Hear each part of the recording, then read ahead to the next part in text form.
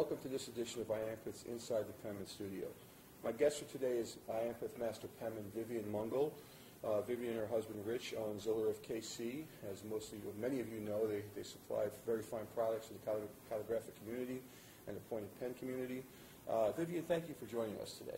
Oh, thank you for having me here. So this is your Master Penman certificate behind us, and a very beautiful job on that. When did you get inducted, Vivian? What year was that? 2002. 2002. Okay. So I'm going to start from the beginning, Vivian. When did you first become interested in the calligraphic arts? I was a senior in high school, and I went to my teacher, Mr. Coleman, and said, oh, this is what I would love to do for the rest of my life. And I had first tried some Old English. And he said, there's no money in it. Find another field. So I said, okay. And I went on and became a librarian. Okay. All right. And when did you develop an interest in pointed pen? I really never had a strong interest in pointed pen because I didn't really know it existed. Okay. I really liked the broad pen, but we moved from Kansas City to South Texas over to right outside of Fort Lauderdale, Florida. And I was teaching weaving at a community center, and Larry Mincer was teaching copperplate at the same community center. And I said, oh, that is really pretty. I would love to learn. And he looked and he says, well, take my class. I said, I can't. There's 50 people in front of me, plus it costs too much money, and I don't have the money. So he said, well, if you will work for me, collect all the money, take attendance, I'll have you come in my class. And so for almost 2 years, I took his class, and I learned copperplate, flourishing, and some broad pen. Okay. Now, you mentioned in high school you had exposure to text lettering. Right. When you first studied this, was it self-study? Did you have teachers? Did you take a class? I took a class from Larry Mincer, and we learned copperplate. And what about the broad pen, specifically in high school? Was that something you just seen and wanted to emulate? No, the teacher taught it in class. We learned Old English. We had the old speedball Old English chart, and he had it huge. It's like a 3 feet by 4 foot chart. Okay. And we sat there and played with Old English. And what class was this that was teaching Old English? Art class. Okay. Wow. Very interesting. Yes. And I met that same art teacher, maybe 30 years later.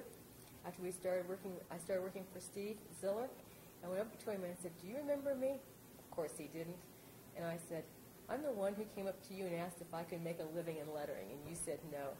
And I said, now I am fortunate enough to come all the way around and have a career in lettering. Yes, remember those words. Yes. He was very happy. Oh, that's good. So, Vivian, who do you count, and when you look back on your early career, who do you count among your mentors? Well, Larry Mincer was the first mentor. Okay. And we moved into Kansas City. And I had a small child, and he said, I need to go meet Steve Ziller. And it took me a year and a half to get the courage to go meet someone who was as good as he was. And finally, after much nudging, I called Steve Ziller, and I said, I would like to come and meet you. He says, well, I can meet you between funerals. So if you can come down, I'll give you 5 minutes in my office. And I came down, and 5 minutes went to 20 minutes. And we clicked, and he eventually asked me to become an apprentice. So he was my second mentor. And what year did that occur? Do you remember approximately when you met him? It would be 82. 81. And for those of our audience who may not know about Steve Ziller, he was a Zenarian graduate and one of the old master penmen. So he was fine at pointed pen work, engrossing, and pretty much all around. And his mentor was Tambler, or his mentor was completely Luffer. Luffer, right? That's right. You're right. Zenarian graduate, but he did have, in fact, was involved with Tamlin at some point. He was involved with Tamlin, but Luffer was his idol. He took every class from Luffer, and he still had many of his schoolwork pieces, which we still have. And Luffer was, for many years, the stalwart teacher at the Zenarian College of Art, Zenarian College of Penmanship, and probably one of the most underrated penmen who ever lived. I mean, he was really remarkable in all the different fields. Do you have one particular style of the calligraphic arts that you particularly enjoy doing, whether it's text lettering, illumination? I like to do the illumination and text lettering on resolutions and poems. I'm basically a broad pen letterer since I came into the studio with Steve, and the studio emphasized broad pen lettering over copperplate I thought I would be a copper plate lettering artist and do envelopes and other types of menus and that type of thing. But once I started working with Steve, it was completely the broad pen. And resolutions. And resolutions. So while you look at your career over time as a calligrapher and engrosser, you know, was the certificates or the resolutions the main focus of what you did? Or did you do a bunch of everything, or was that really the main focus of what you did? When I first started, I did certificates for Steve. My first job was lettering 8,000 certificates. And at 30 certificates an hour, you can imagine how long it took me to get through it. The second year, they came back, and it was 10,000 certificates that year, which I lettered for, 9 hours a day, 5 days a week to get through it.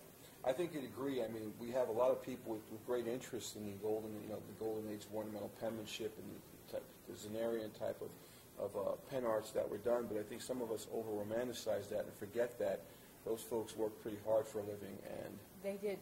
Steve said that during the season you would work 5, 6, 7 days a week. You would work 8, 10, 12, 13 hours a week because your job then was to get all the people graduated. And so when the diploma season rolls around, you worked very, very hard. And he said that IAMPETH always met in the summer because they were so exhausted after thousands and thousands of diplomas that they needed to get away and just relax and have fun. Gotcha. Which of the past masters do you admire most? Well, after looking at a lot of them, I think the one I admire the most is Mungall.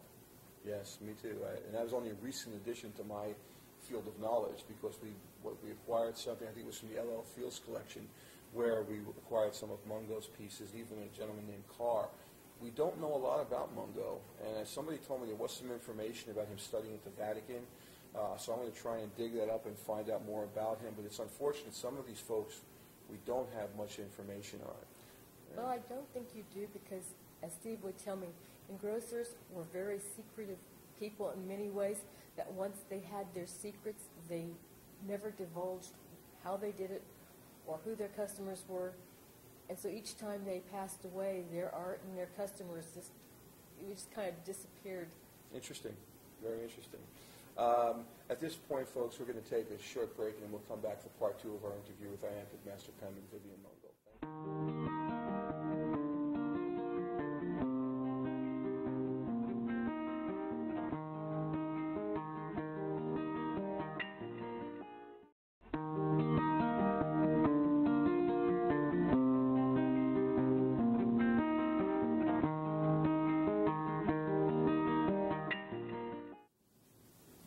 Welcome back to part 2 of my interview with IAMPETH Master Penman, Vivian Mungall.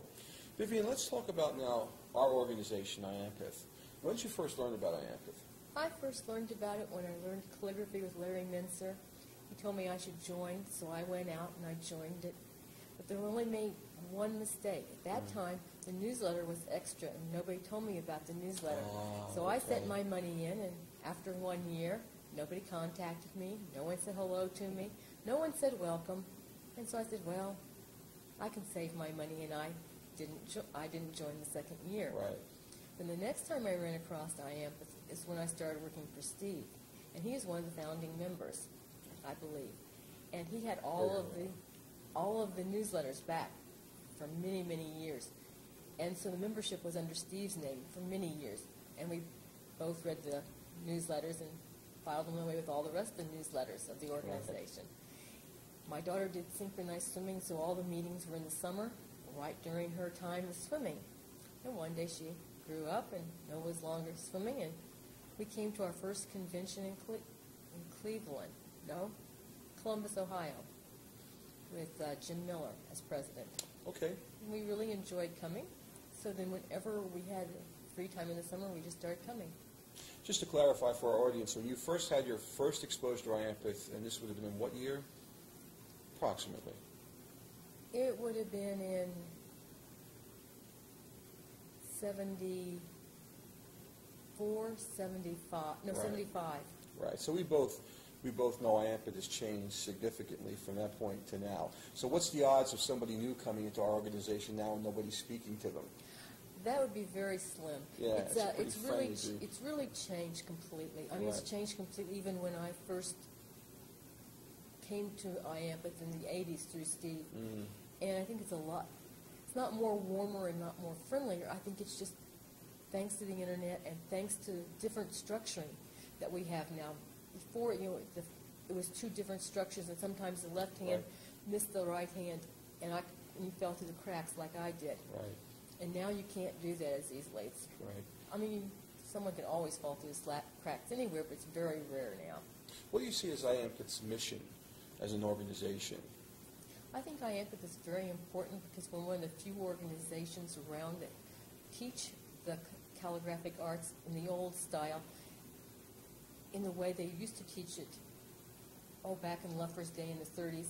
And it's one of the few places you can actually go and you can learn about people who do engrossing, learn about people who do envelope lettering, how to make your business better, how to get into the business, how to make your business grow.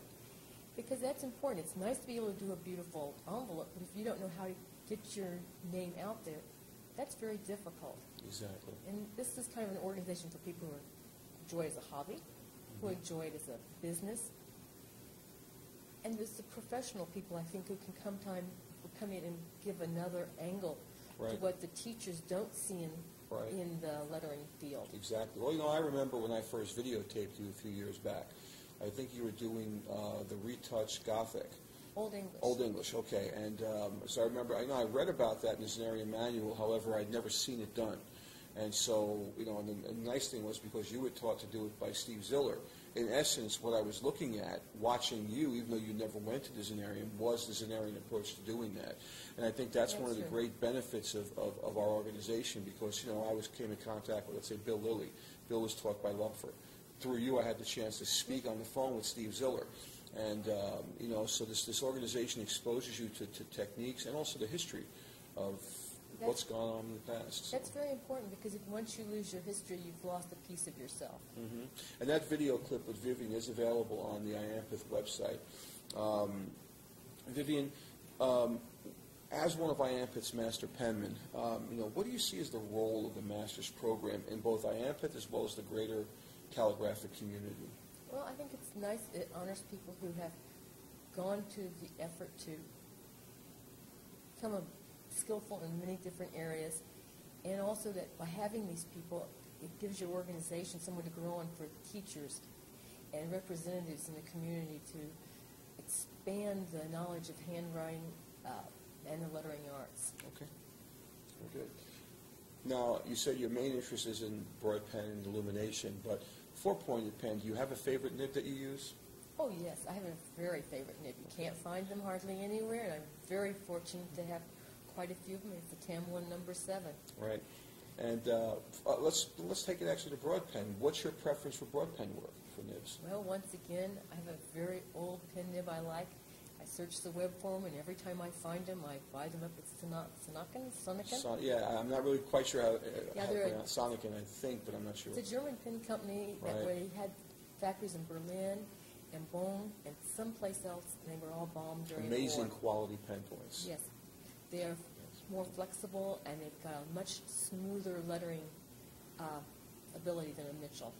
Vivian, the final question I'd like to ask you is one I've been asking everybody to see what kind of response we get. If you had a time machine and a video camera, which great master penman of the past would you go back in time to talk to and film their technique? Which would interest you most? Well, probably it would be Mungall again, because he has so many beautiful techniques he did with gold, and his blending of his colors and his borders are just absolutely stunning. I have not seen anybody come to his quality. Were you aware of Mungall's as an engrosser before we received those documents in IAMPETH, these specimens in IAMPETH? No, I had never heard of him. And I've scrubbed the information and never came across him. But there are so many people you don't hear. I know. Jewel Bethel. Right. He never showed, never came to IAMPETH, never really joined. And there was a real Paul Simon. Amazing. Simmons in St. Paul. Yeah. I don't know if he's still alive, but we've been so influenced by the whole Zenarian, Zenarian's easy to be influenced by because as Steve would tell me that when the engrossers would come to IAMPETH, they would come and they didn't want to give their secrets away of how they made their living, but they could come to IAMPETH and they could show their beautiful pointed pen and flourishing, and in the Spencerian style of lettering that they would call ornamental. And they come and do all this gorgeous art, and they could talk about all this, but never once divulge any of the secrets of how they made a living. Right. And so you can see all this gorgeous pointed pen art, but when it came to their broad pen, they didn't make pictures, they didn't talk about it. They went to their clients, and if you go to museums, you can occasionally see it. Exactly. And when they passed on, again, like I said, everything went with them, which is sad. Because it is sad. I've tried myself to recover some of that, and I think I've been successful recovering a lot of information on many pen from the past. But overall, even though there are some who will never know about, the reality is that, you know, the legacy of American calligraphy and American engrossing is sort of, you know, is better than it was, because our own calligraphers didn't realize our own history. Mm-hmm. Well, what's interesting is most people do not realize that even very teeny tiny towns had schools of penmanship. They had their engrossing artists who did the awards. There were so many of them out there. It's like there was a calligrapher on every corner at that point in time. Right. And today we think it's kind of rare to meet another one. But back then, you didn't have to go far. Kansas City had 4 schools or 5 schools of penmanship. Amazing. And St. Joe, which isn't too far away, had another school. Sedalia, less than an hour away, had another school. Lawrence, Kansas, had 2 or 3 schools. Right. So within 100 miles, you could have a choice of about 16 or 20 schools. Very different time now. Very different time. Vivian, thank you so much for your time. I do appreciate it, and I look forward to seeing you again at another convention in the future. Okay. And thank you, audience, for joining us.